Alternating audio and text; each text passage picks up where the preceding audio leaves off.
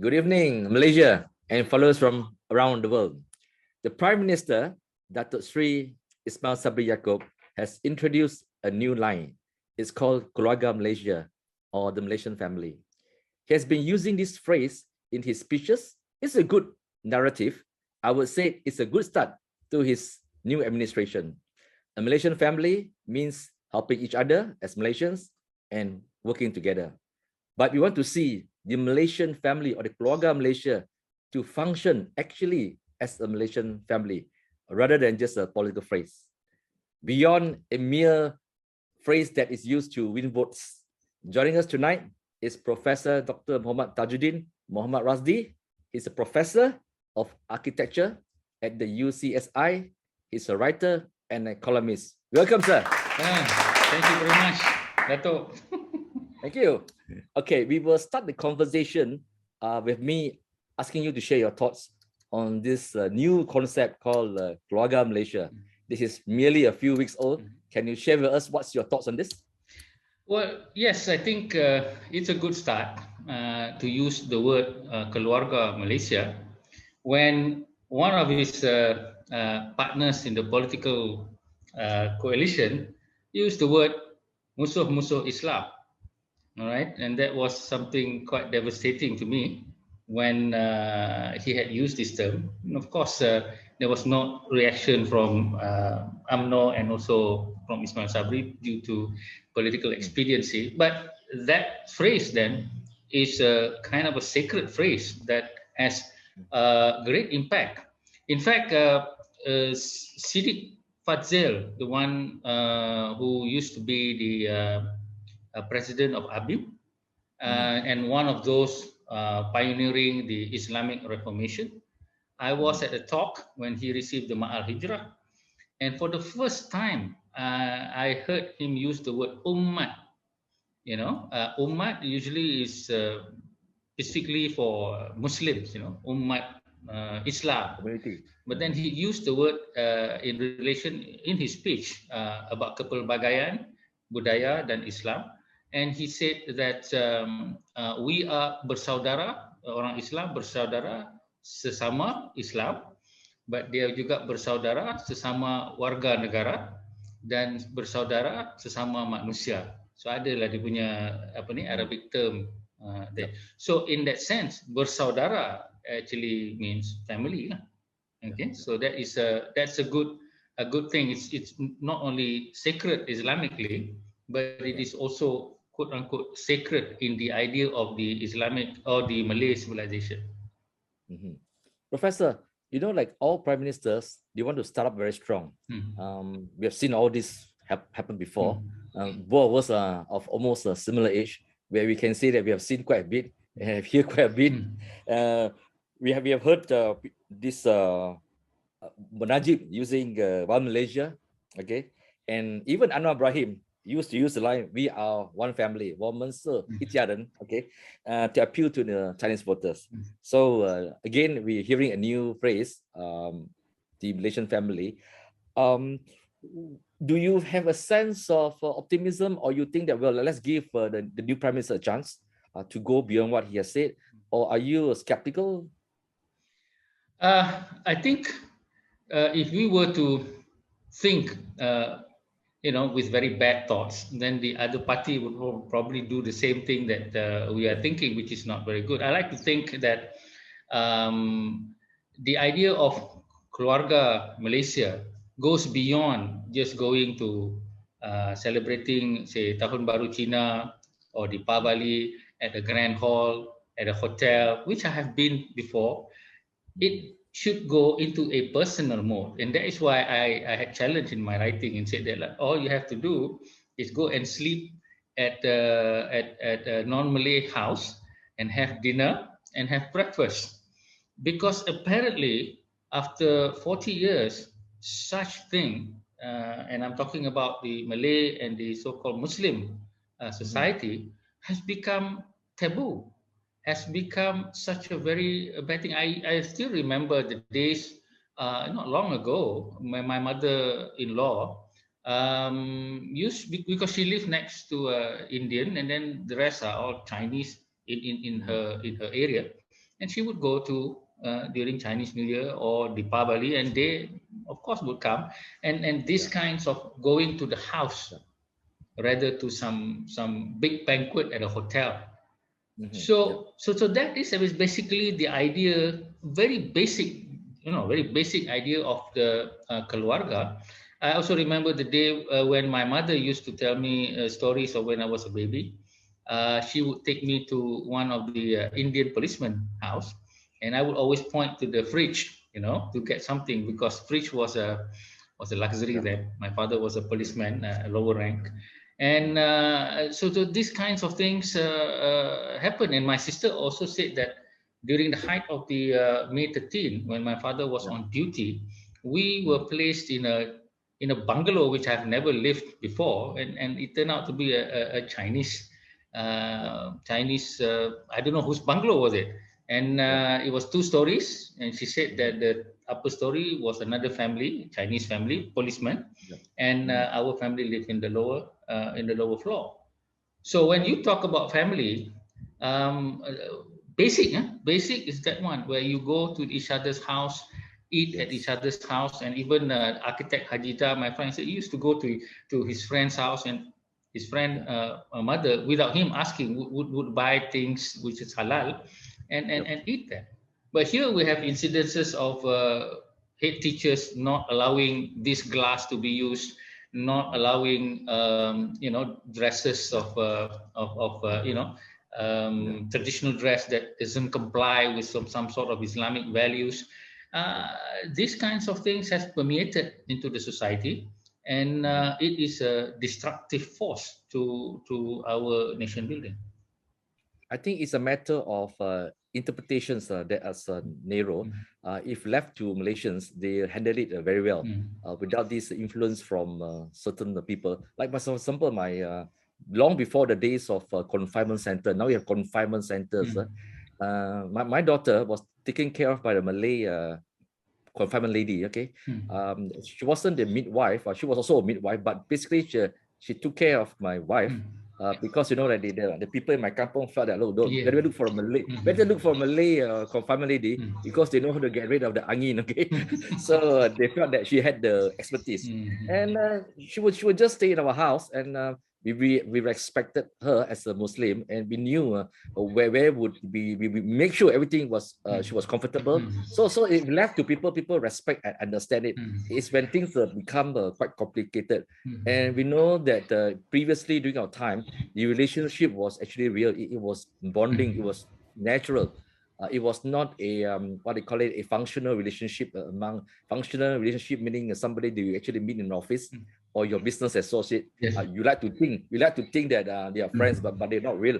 Real bondship takes a lot of challenges and testing. But beyond this, visiting, beyond the prime minister having meals at the non-Muslim's house, which is fine for optics. But what would you really want to see to make it more beefy for his Keluarga Malaysia to take effect? As I said, it doesn't require a single ringgit. I said close down the Ministry of Unity, tak guna. Itu Ministry of Unity is a useless ministry. As I said in my article, once the Prime Minister has shown, if he were willing to show a simple what we call example of such an action, then obviously I would demand or require or expect all the 222 parliamentarians who are now, they are our representative, but they are also our leaders, and all the aduns in this country to do the same. You solve much of the problem, not all of the problem, because much of this problem of race relation has being entrenched by the teaching of religion, a certain methodology, which I know why it has caused such a problem, and also the manner in which we have lived our life in terms of the modern way of living and expectations. So if this was done, it would eliminate half of the problem, and then all we need to do is to just solve a little bit of the problem of in the education side. I personally have have done a research on the Friday sermon. Okay. Now, I'm not just saying this that there is a problem with Islam. Perhaps there are also problems with other religion because I don't read their sermon. Friday sermon, it's easy to read. You just click and then you can get. And there I found that there is not a single sharing of values. Okay, for instance, Buddhism, I love listening to Buddhist talks and I learn a lot about Buddhism, have the idea of compassion, have the idea of kindness, have the idea of dignity for all. And I love when a Buddhist monk, Ajahn Brahm, says, who is the most important person in the world? Answer. Not many people can answer that question. I mean, the answer is the person in front of you. So if you are in front of me, Datuk Wong, then you are the most important person to me, and it requires my full attention. If Datuk Sri Najib come to my house, then he will be the most important person at the moment, and things like that. And the Prophet Muhammad used to, when he talks to people, he would have his whole body and his whole face to you until it's done. Then he would shift in another direction. He wouldn't just not treat you in that form of dignity. So this aspect, if it is practiced first by the leaders, then we would have to advise many of the so-called, as I said, I only understand Islamic teachings rather than, I did not do research on other ways of other religion. I have listened to many ceramah, okay, and so I know what I'm talking about. The manner in which they have used examples in society needs to be re-educated, okay, and they need to have a special qualification, even though they have religious qualification, but 100% they do not have what I call nation-building qualification. Yeah, Professor. Obviously, that in all religion, they have shared the values, compassion, showing mercy, and there are so many of these commonalities. And obviously, that no religion would tolerate corruption, for example. And I'm sure all religion would agree to that. There's so many shared values. It's when some of these preachers, it's not just Muslim preachers, but religions or other faiths, when they start talking along the lines that my religion is more supreme, more superior than yours, and when they put all these obstacles into the minds of their listeners, that's when the complication starts. You and I come from Penang, and we know that if you walk along this Jalan Masjid Kapita Keling, or formerly known as Speed Street, you have the Chinese temple, the churches, and the mosque, or the Indian temple, just a few steps away from each other. This has been there for God-forsaken centuries, and it has always been regarded as an example of unity. And even in brickfields, there's some of these places of worship that have been located next to each other. I've always wondered, like Malaysians, sometimes when they go overseas, they have no qualms. They have no qualms going to a mosque, or to Vatican, you just go to the church, or you go to Italy, you can go to a church, or if in China or Japan, you go to a temple. They have no problem. They take pictures, but the minute when they come back to Malaysia, the strange transformation begins. That, I'm not going to these places of worship anymore. In many countries, as part of their comparative study, as part of the civic club, we had civics, right? Now I'm not sure whether they still have civics or they call it some other things, but there's no such syllabus in our school textbook. Definitely doesn't come from the Unity Ministry but what is your thoughts about this thing? That there should be greater awareness. People should not be fearful of going to places of worship to understand each other's language, religion, because no one is going to go into a temple or to a mosque and then comes out converted. That's not going to happen. It doesn't happen that way. What are your thoughts on this? Okay, this is a very interesting question. See, before the Islamic Reformation in the 1970s, I have written and I said that we have the Tunku and the Piramli age of Islam, where religion, now again, I'm talking from the Islamic perspective, and I'm not saying that it's only Islam is at fault, but the one that I know most is this evolution of Islam. Now, during the Tunku and Piramli times, they were a bit more, I say Islam was more ritualistic. Okay, and it has nothing to be done in relation to the social aspect of Malaysia or further away political aspect of Malaysia. And so after 1970s, they came this Islamic Reformation, of which I was introduced to it in the United States and in a very, very early stage. And what does the Islamic Reformation say? Islamic Reformation says that Islam includes all things aspect of life, which is very good in terms of being social, educational, as well as political. And so I embraced all this. And to make the idea there, I think what Anwar Ibrahim was trying to do was to introduce the Malays to a values system that is not just being a bangsa Melayu, but a Muslim values, which is easier because it's a global construct.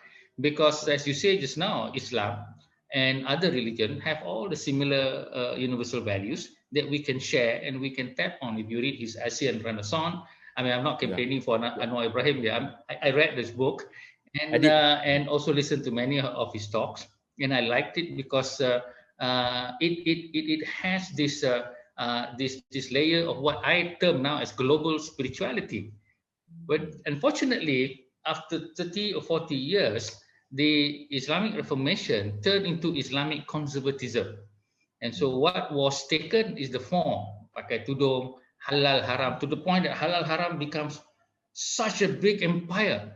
Rasuah also now somebody saying halal. Okay, so I mean, one of the political leaders of Islam in the Islamic Reformation, in fact, is saying that, oh, in certain cases it is halal.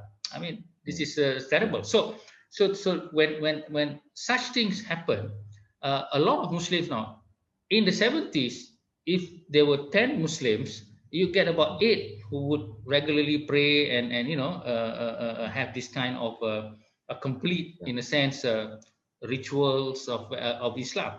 But now you would be hard pressed to find those that are not wearing tudung or not having their children in madrasah school.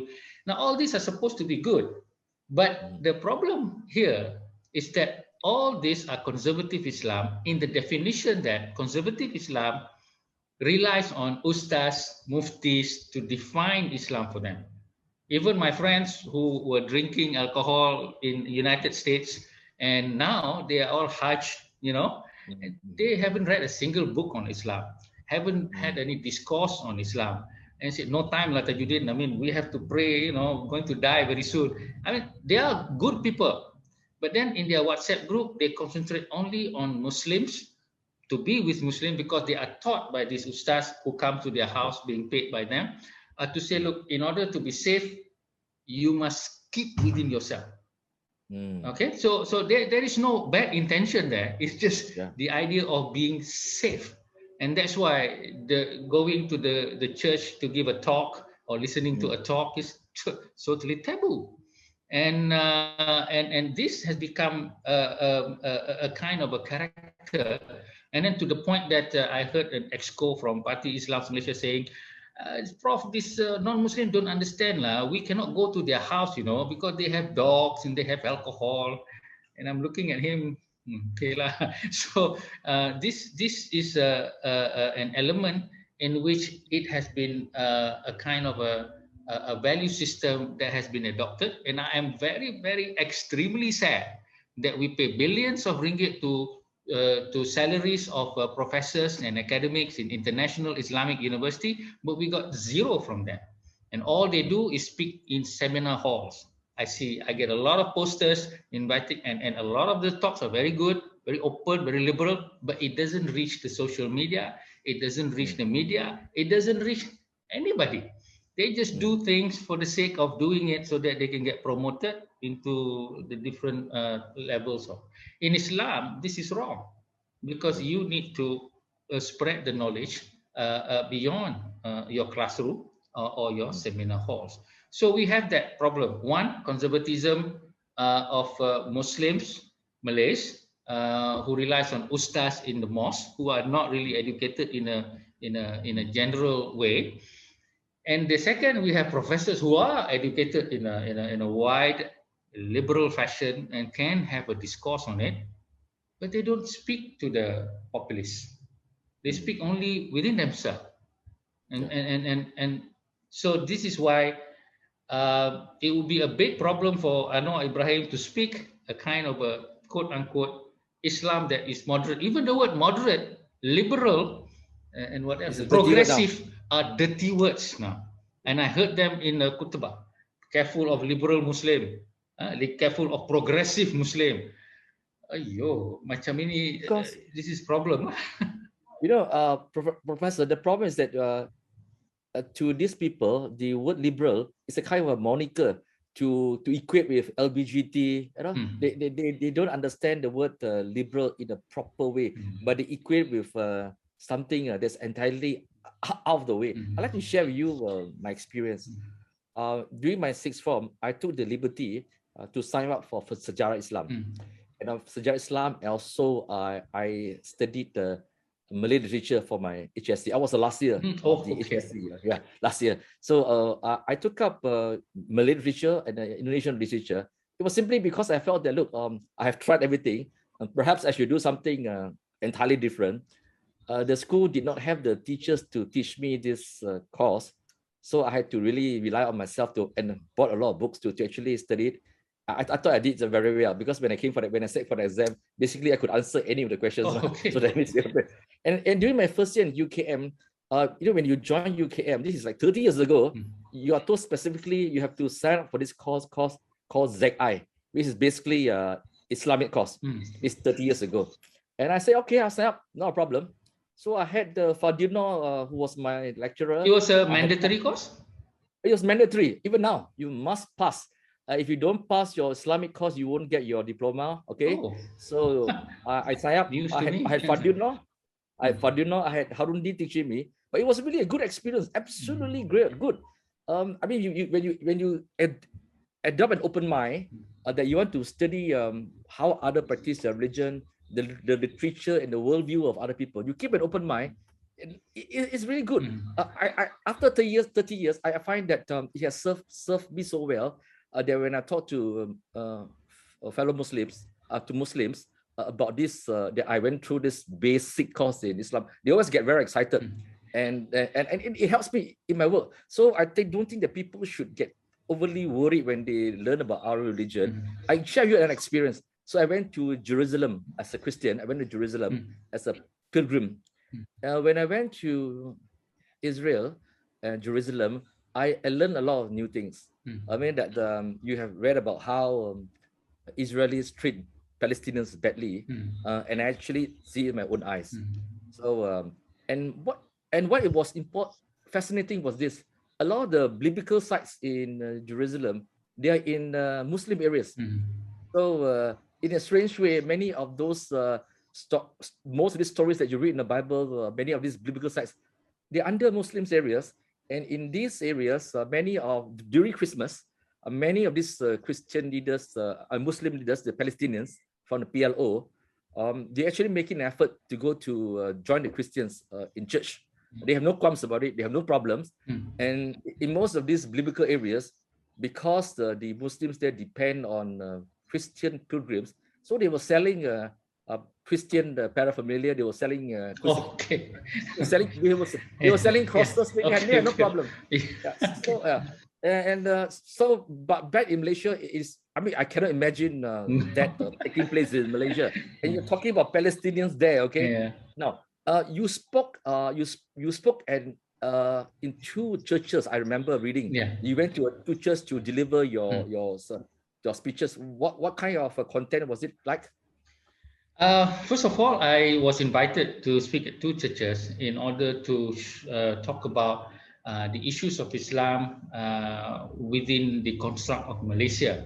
What are the problems that they wanted to learn that become such a heated aspect, and what are my thoughts on that? So I was there to share my views as a Muslim with respect to, as I said, I am one of the very few Malays who went through the Islamic Reformation, even though I was never invited to be a member of ABIM or Ikram because of my open views about a lot of religion and all that. But I attended the Usra, I attended the Muktamar or the conference, and I read the literature and I listen to the cassettes, and I'm always listening to Hadi Awang and also Padil No, and all these people. And so that is the aspect of Islam that I had taken up. So when I don't know how the news got out that it was a closed door event. It was not a public event. And then suddenly there's a hue and cry about Stephen Sim. At the time was also giving a talk, and he was the DAP member. And so this DAP talking about Christian, and so that sort of thing. And also there's this person Tajuddin, and it was mentioned in some of this Facebook, which was shown to me because I'm not a fan of Facebook, but some of my students showed it to me, and the one propagated it is an academic from the north, from the Northern University. Okay, I don't want to mention this name, but probably know this academic is always one finding faults with Christians, Anayo, that. And also he's supported by retired civil servants who are high ranking, and well, of course, I was very sad. The point here is that they didn't really look at the substance, and it's always like that.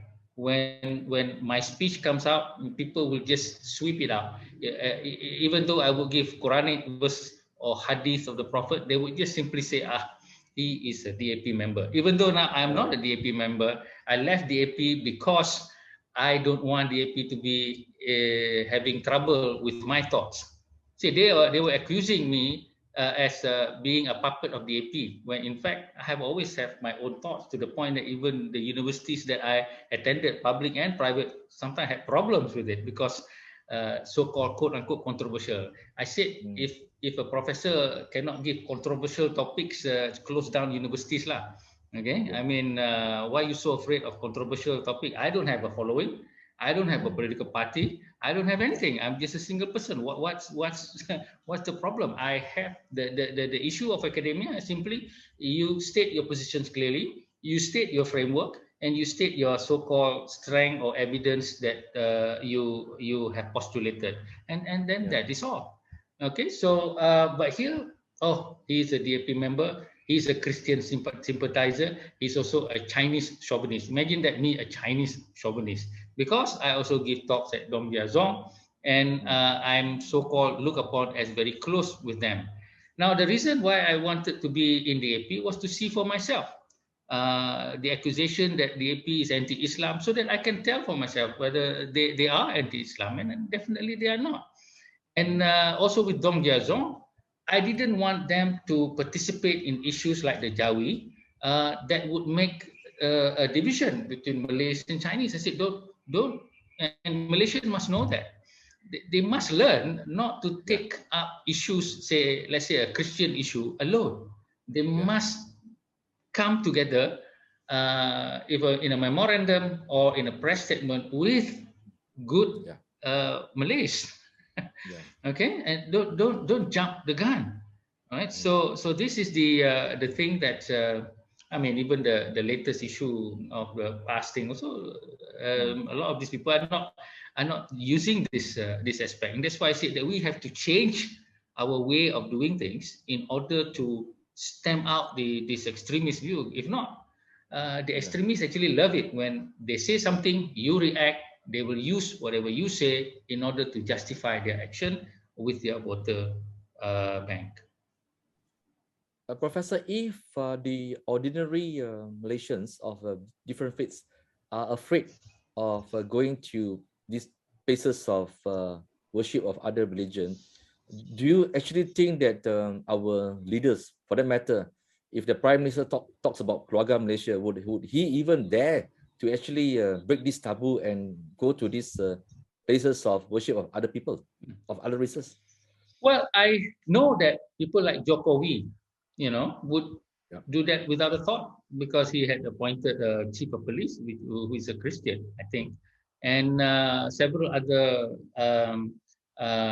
ministers who not expectedly to be Muslims and all that.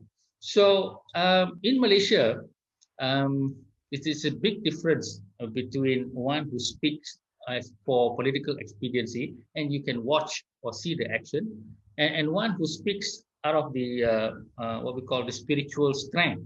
Now, Anwar Ibrahim has spoken at churches before, and he had again taken some flags for it. UMNO leaders speaking at churches, I don't recall anyone. We recall, I don't know, I didn't really, I wasn't really aware of politics at that time, but there was a story about Tengku Razale and the, you know, Yes. the, whatever the crossing. I don't really know Actually, the full story of it, but again, actually, it was not the cross. It was not a cross. He was just wearing this headgear with a sign, a Kadazan headgear, which resembled a cross. I remember because I actually was in Sabah. Yeah, so somebody, some senior politician, made it an issue, and such a sad state of affairs. If as I said, if you are a leader, that's why sometimes I wish that people like Anwar Ibrahim and Mujahid Rawa please retire from politics and then spend their time giving talks, giving lectures, you know, from a foundation that would give them some, you know, a way or means to for a living, because we need that kind very badly.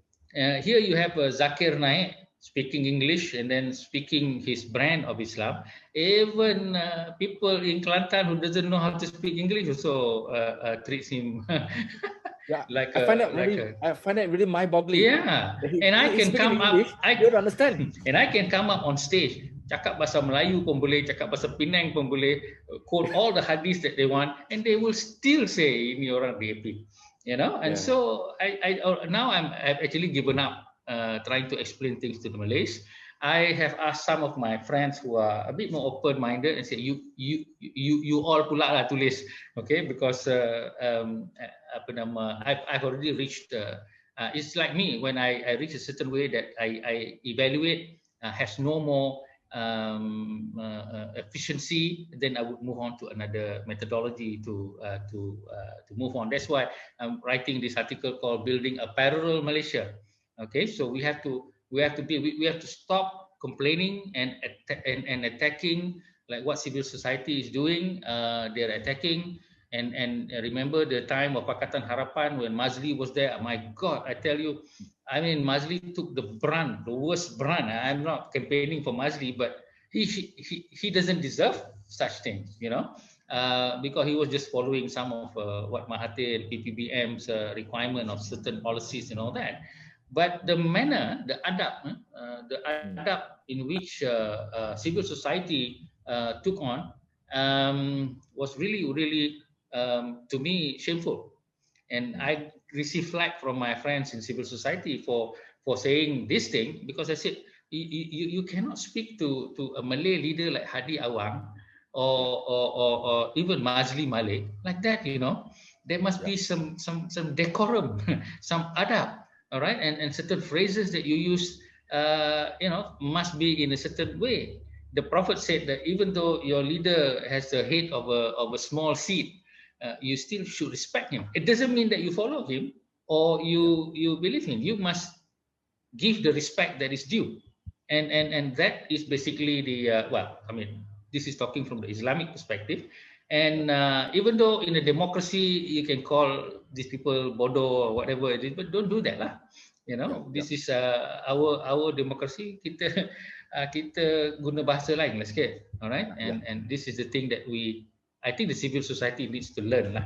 Okay. Yeah, I agree, Professor. For those of us who look at things from a wider perspective, a greater worldview, and we try to always speak up from different perspective. Like my case, because I always try to tell non-Muslims, especially the Chinese, I say, look, you need to understand, to look at how the Malays feel about certain things. Then you will be able to address the concern in a much more rational way. We always get burned for that. Those of us who take the middle ground, the middle path, always get burned. But I don't think that we should ever give up, because Malaysians need people who walk the middle path and not take the extremist views, which Malaysians are more and more in different races. They are more and more moving towards a silo case where they only mix among their own circle of friends, their own WhatsApp group, and because their own WhatsApp group share the same values, they think that everything works like this. I really appreciate very much that I went to UKM. I mean, there were only 2,000 or 3,000 Chinese at that time. Okay, and I had the best friends. I mean, most Chinese would have never heard of tabligh, okay, or Sufism, okay. But because I was staying in a UK hostel, okay, there were maybe 20 of us, and some of my friends were from the tabligh group, okay. Of course, tabligh group guys dress up quite differently, right? I was always invited.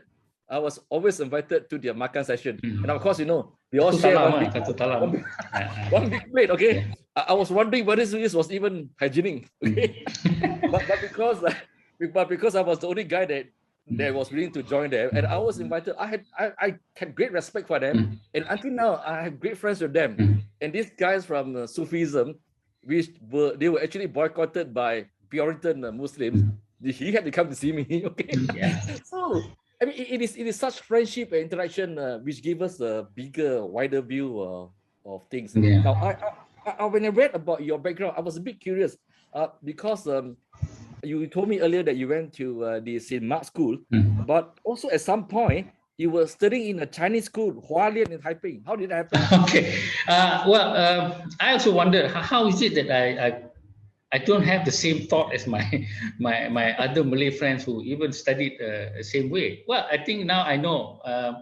I think providence or whatever has guided in that manner. Number one, my father studied in an English school up to standard 3 before the Japanese came in, so he can scold me in effortless English. Okay, so he then went into the police force, field force, and then he in those days you have all friends, Indian, Chinese, and all that. And I grew up in the barrack police.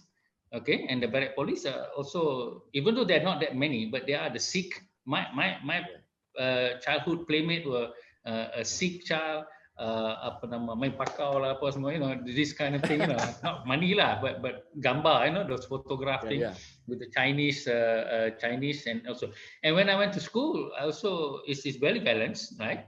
Friends, and all my teachers in primary school were non-Malays. I don't even remember one Malay teacher during that time until sekolah menengah. So when my father and my mother, for some reason, they never spoke any bad things against any race. I've never heard that. Okay, I've never heard them, say anything bad lah. And after that, when he retired, we had to move back to Perak, where my father's land were all in Batu Kurau, and so we live in Kamunting, very close to the ISA camp. So we built a house there, and we were looking for a school for me. And I was English medium,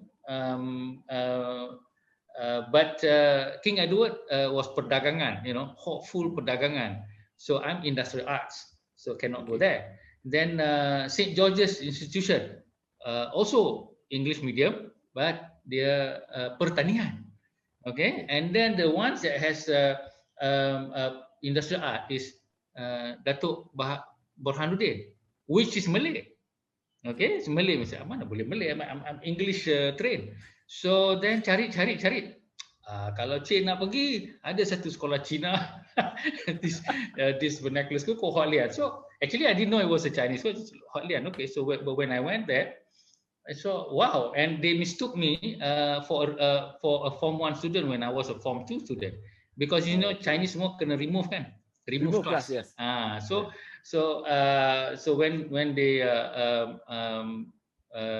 corrected it, I went into Form 2. I was from an A class in my other school. They said, where would you like to be placed? So I said, which one yang ada budak Melayu lebih sikit lah. So there were 2 Malays in the last class, 2D1. Okay, over there 2A1 is boys, 2A2 is girls. So I was in 2D1. All the bad words I learned in Chinese are from there lah. Okay, but strangely enough, they all never give me any trouble. When the teacher leaves the room for during the exam, they all copy my paper. I just bagi saja lah. What was your favorite subject that you were so good in? Everything lah. This is 2D1, I mean. And so the funny thing is that when I beat the 2A1 student in English subject and it was announced in the assembly, everybody was like jumping, for the 2D1 student to beat the 2A1 student. Tak pernah terjadi lah. Okay, so but I had a very nice time with the teachers, with the students. No pressure at all. There were a few other Malays who could speak Chinese, and after that, I went to United States. Okay, so somehow I was away from a lot of these Malay isolated issues. But earlier on, also when I was growing up, I read hundreds of Enid Blyton books. That's also, I think, influenced me. And the key about reading books, when we went full Bahasa Malaysia, you can see the effect where a lot of the access to knowledge, the arts, forbidden to all the Malay students, and they cannot even appreciate anything outside of their own culture. So even though there is a good intention of trying to make everything Bahasa Malaysia, pengilmuan Bahasa Melayu, that was the purpose, but the setback was that one, when English was not very good, and then you just taught in a mechanical manner, no reading of storybook. Even teachers don't read storybooks. Okay, the teachers that come out from training school, I've tested them. Tak ada buku pun baca. Okay, so this is the problem, and I grew up within that construct. And when I was in the United States, I began to read other books, because you're in the US, you got free to do whatever you want to do, and I spend most of my time reading, while most of my friends spend a lot of their time traveling. Okay, so I read a lot. I read Christianity, I read Buddhism, I was searching and all that, and actually I discovered Islam in the United States. The idea of what Islam stands for, what now they call the Islamic Reformation. Everything that I have written is all from the days of the United States, where I got the first reading of literature on Islam. So here is the problem, where here you are indoctrinated in a certain manner, and so because of the culture of our education of not encouraging reading at all. Okay, when I was in school, I used to be in the library looking at bedtime stories. I didn't know the bedtime stories were Christian stories, so I just read lah. And then my favorite were the Disneyland punya book comics and or comic books, and I just read whatever I could get. I can't buy those things. My father didn't have the money, so it's reading. It's also having different friends, and as well as the freedom to think and question. And now there is a tradition of cannot questioning. You cannot question religion. You cannot question this. This is subject of education that is really destructive. Yeah. Professor, you teach us Islamic architecture. How did that come about, and what is this Islamic architecture about? All right. I went through a course in architecture. Okay, and during that time, while my friends were traveling all around, I'm the only one who doesn't travel in the United States, and I just read. And so at that time, I was, as you recall, I'm learning about Islam as well as other religion. But once I discovered books on Islam by Maududi, by Ali Shariati, these are the Islamic reformists, and so I began to read them, and this is the one that actually opened my eyes to what Islam is. Once I saw what Islam is, then I look at the mosque. This is not Islamic, is it? Okay, because the Islam in the reformist Islam is a social and political Islam. But before you go into the political Islam, you have to be a social Islam. And social Islam means whatever you do, whether you're doing this work or that work, and all these things, is part of Islam. Here in the mosque, it is restricted only to prayers, when in fact the concept of worship or ibadah that I learned encompasses everything. So over there already there's a problem of the mosque. That's number one. Number two, all these minarets, 2 minarets, 3 minarets, 4 minarets. When you read the hadith of the Prophet, who says that you should not waste water, even if it's a river flowing with water, you should not. There's a lot of hadiths that I found where the Prophet was admonishing people to be very, not to waste things, a lot of it. And then you're building 2 minarets, and 4 minarets and a dome that after you study architecture, you know that there are many other structural systems. And so, so that's why I began to develop a new idea of what Islamic architecture is, as well as the idea of mosque, because by that time I had already slept in a lot of mosques and a lot of days with the tabligh, and also we have what we call the Malaysian Islamic Study Group, where they would have conventions, where they would have seminars, workshop, where they would teach Malays, you know, what Islam is and all that. So when I'm interacting in the mosque, sleeping in the mosque and doing that, that's how the idea of new architecture of Islam came about. When I tell my friends that you specializes in architecture, especially Islamic architecture, they're quite surprised because you are known to be a commentator and a writer on the current issues, especially political issues.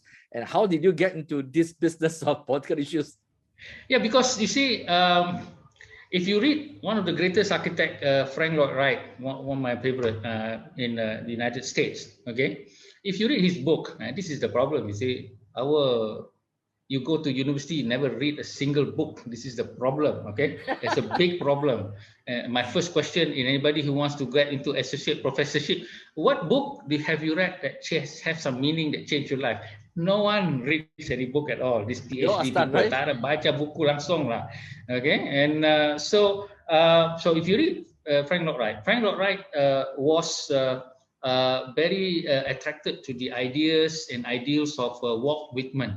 You know, in America, poets are those that define the philosophy and life and all that.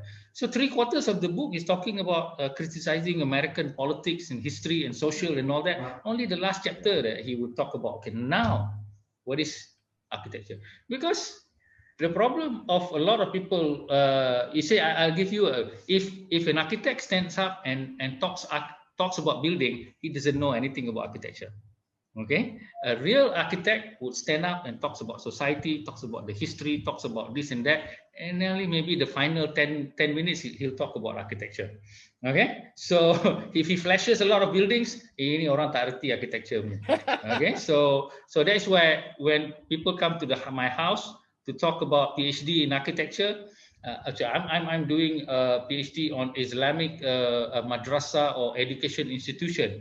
My first question is, what Islam are you talking about? Which narrative? Which political ideology? And they all crumble because they don't know the substance of Islam. And now they want to talk about mosque, madrasas. I chase them out. I say, go and read this set of books on Islam. Come back, and then we can have a different discourse. Okay, so this is the problem of what I call imitative education, as well as procedural PhD. Thank you, Professor, for sharing your thoughts. It's really been a lively discussion, and I hope that I will have to come in front of you to say that I'm doing a PhD thesis. And you're going to ask me the question. I will be very prepared. Okay, Prof. On heading towards the Malaysia Day, can you share your views and your thoughts to Malaysians on what would you like to see for Malaysia? I think, God has given us a sign. But many people do not see the sign. And the sign was the pandemic. How the pandemic has shown that whatever religion you are, whatever race you are, it doesn't care. It will ravish whoever you are. And then it shows also that if one group of people does not follow the SOP, and therefore the whole country will crumble. And so if we isolate ourselves in our thoughts and do not think about the larger picture of we as a family living in a single house, we are setting ourselves straight away for destruction. And it's a great pity that our education construct, whether we are studying in public school, whether we are studying in universities, whether we are studying in our houses of worship, still uphold the idea of this isolationist attitude when the world has already gone global with anything and everything that you want in, at the tip of your fingers, okay, for you to actually be more enlightened. But suddenly we are trying to close up each other, and we do not have a construct that accepts all in a brotherhood of humanity. Now, this concept of brotherhood of humanity is there in all religion, but it requires a higher education. When you talk the word moderate or middle path, a lot of Malays or Muslim think that you don't know your religion. That's why you are in the middle. Okay, you are not convinced of your religion. But actually, those who are in the center or in the middle path, these are the ones that have the higher form of spirituality. But unfortunately, it's not seen as such. Thank you, Professor, for joining us tonight. To all Malaysians who are watching this, I'm a sole believer, and definitely there are other believers as well, that Keluarga Malaysia needs to be nurtured. And that when we talk about Keluarga Malaysia, obviously, like in all family, there'll be difficulties, there'll be good days, and there'll be bad times, but there's effort that needs to be put in to make this foundation strong. A family that stays together needs a lot of work. It doesn't happen overnight, and a lot of love needs to be nurtured. And if we talk about family, we must also love our neighbors. Then that's a real community. Professor, thank you for joining us. To all Malaysians, thank you very much, and happy Malaysia Day, and stay as Malaysians. Good night. All right.